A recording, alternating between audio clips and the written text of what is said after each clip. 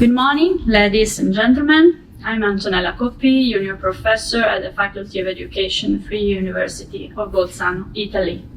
In July 2020, I published a book in Italian language on the topic of community music and its interconnection and intersection with other knowledge. The book was published in the series Ars Musicalis by Libreria Italiana di Musicologia, Lucca. The need to deal this subject arose from the awareness that pedagogy has knowledge that study the human being, and the development of his knowledge has responded to the urgent need to revise the supporting structures of his rationality, especially about the problems opened up by the increasingly marked and significant interconnection and reciprocity between the sciences and the arts. The title of the book, Donare do darsi, refers to the different meanings of the term, such as a communion, participation, and communitas, which share the same root as communication from medieval Latin language, cum and munus, with a gift. The community, therefore, in its original meaning, is the collection of people united by a gift to offer and constitutes, at the pedagogical level, the place of learning, outside of which an authentic and full flowering of the human person is impossible.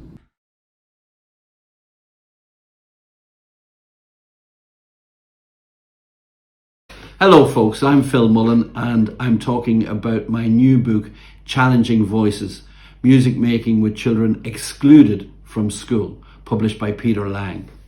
To the best of my knowledge, this is the first book that deals with making music with this cohort of young people, a very vulnerable group of young people who are 90 times more likely in their life to become homeless than kids who stay on in mainstream, and are very prone to getting involved negatively in the criminal justice system and ending up in prison, etc., etc. These kids come to a large extent from poor backgrounds. Many of them have social, emotional and mental health difficulties. A large number of them have special educational needs and disabilities, and a good proportion of them are from a few ethnic backgrounds such as Afro-Caribbean or Gypsy, Roma and Irish traveller groups, disproportionately represented with these group of people. The book talks about the history of educational work going back 200 years with these young people who have in the past been labelled maladjusted.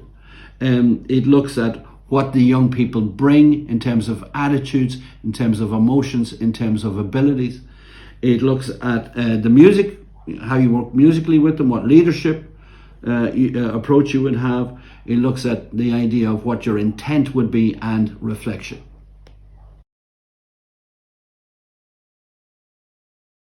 Hello everyone, I am Sarah Schaker. And I'm Axel Petri Preis. We are the editors of the anthology Tuning Up, the innovative potential of Musikvermittlung that was published open access with transcript earlier this year. Musikvermittlung is an artistic educational field of practice that intersects with community music on many levels, sharing core values such as inclusion and cultural participation. Our anthology focuses on the innovative potential of audience and community engagement activities as a social bridge builder for concert life, higher music education, research and social life. Among our contributors are distinguished researchers from different disciplines. Rieneke Smilde, for example, highlights the biographical learning processes of professionally trained musicians in the context of community engagement. Or Tassos Tsembulas analyzes and differentiates multiple forms of knowledge and knowing as he identifies them as motors of innovation and regards them in a quasi-holistic manner as closely interrelated in concrete everyday practice. And Peter Peters and colleagues give insights into current artistic research in audience and community engagement, focusing on two concrete projects. In our joint contribution, Sarah and I argue that specific participational and presentational formats may contribute to what Andreas Reckwitz calls the reconstitution of the general public sphere in a society of singularities. This may well be where the greatest innovative potential, a social transformative potential of Musikvermittlung lies. And we will dedicate a conference to this topic in Vienna in June 2023. Our anthology can be downloaded for free on the Transcript website. Enjoy and thanks for watching.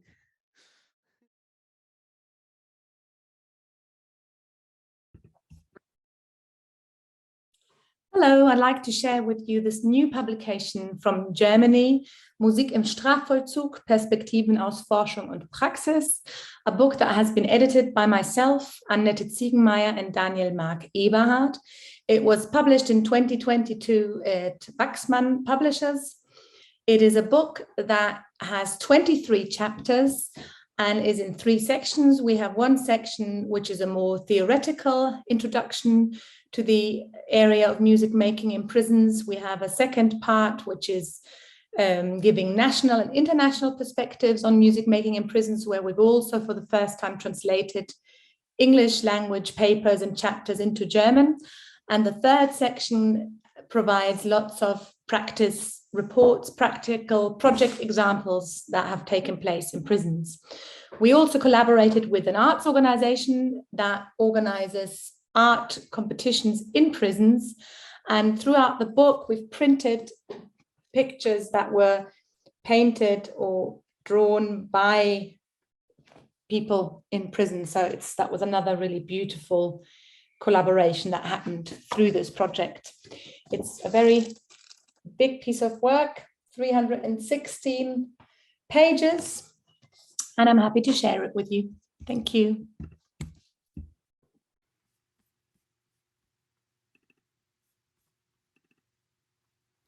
Hello, everyone. Music lives where people live.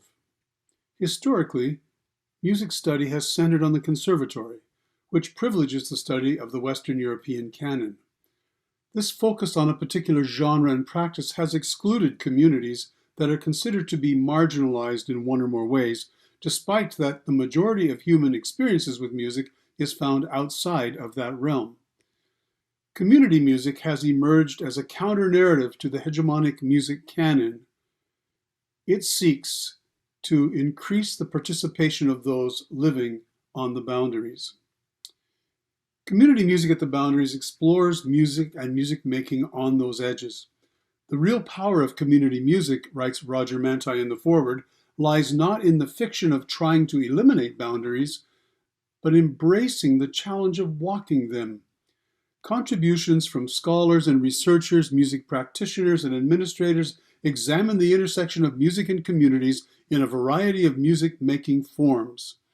Topics include education and change, music and indigenous communities, health and wellness, music by incarcerated persons, and cultural identity.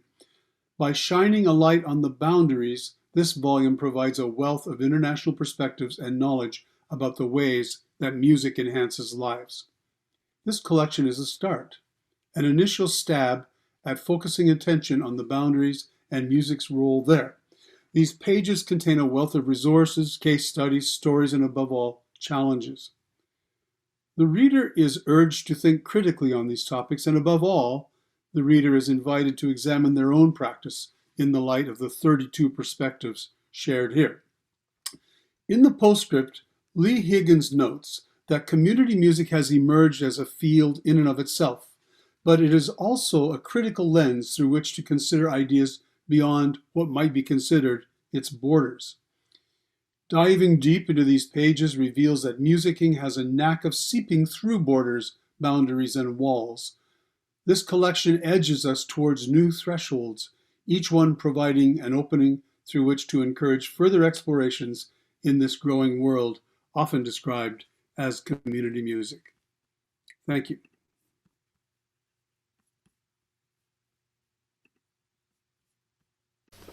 Hi, I'm Dave Camlin, and the book I have coming out in autumn 2022 is entitled Music Making and the Civic Imagination. It's a book about the potential of music making as a resource to imagine possible futures. In it, I suggest that music making, or musicking for short, is a way for human beings to build kinship relations by collectively performing humanistic values of love, reciprocity and justice, and thereby temporarily inhabiting alternative social realities that can help us imagine the kind of worlds that we might wish to live in. When we make music with other people, we establish a space outside of everyday life where we can encounter our musical collaborators in a spirit of kinship. This feeling of kinship is a potent reminder of our common humanity and is a vital resource that we can put to service as we face the challenge of how to live in a more sustainable way as the dominant species on an increasingly fragile planet. Taking participation as the most accessible and democratic form of musicking, this book is an attempt to understand and articulate what conditions of musicking might mobilise the civic imagination as a resource for global sustainable development. My name's Laura Brearley. I'm a musician and an Echo Arts facilitator, and I've been working in the intercultural space for about 20 years. Echo Arts is an emerging field. The planet is calling on us to come into relationship with place and with each other. It's time for us to raise our voices together and to recognise the importance of being in relationship. Music helps create those links. It's something that First Nations people have known for thousands of years, the power of song and dance and art and story to bring us into right relationship with Mother Earth. Songs of the Living World is a resource that enables that. The 30 songs in the Songs of the Living World collection bring people together around a range of approaches to environmental action. They're designed for use in schools and in educational contexts. Some are anthemic about the earth itself, some are around particular animals, birds, creatures, living beings. They're all designed to bring us together through music to care for the living world. I'd like to express to you how much we love Songs of the Living World. This project is like the beating heart of Community Music Victoria. It is a beautiful resource of delicious, delightful songs to sing around which communities can gather and express their love of place. Hello everyone, my name is Roger Manti and I'm coming to you from my basement in Toronto, not far from the University of Toronto's Scarborough campus, where I'm an associate professor in the Department of Arts, Culture and Media. In case you haven't heard, I've picked up the reins from Lee Higgins and am now the senior editor of the International Journal of Community Music. Along with my co-editors, Don Kaufman and Bridie Lee Bartlett, we are endeavoring to continue the proud tradition of the journal, which is soon to enter its 16th year, a pretty amazing accomplishment, while also striving to guide the journal as it strives to navigate the many challenges facing a maturing academic field.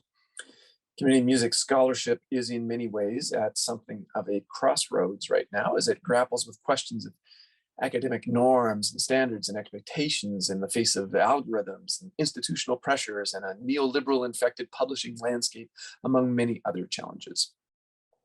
I invite you all to continue to spread the word about the International Journal of Community Music to all interested stakeholders. Please don't hesitate to reach out to me or Don or Bridie if you have any questions about the journal, the publication process, or if you have suggestions for how we might continue to improve our efforts to advance the academic field of community music. So thank you. I look forward to all the rest of the presentations. Thanks.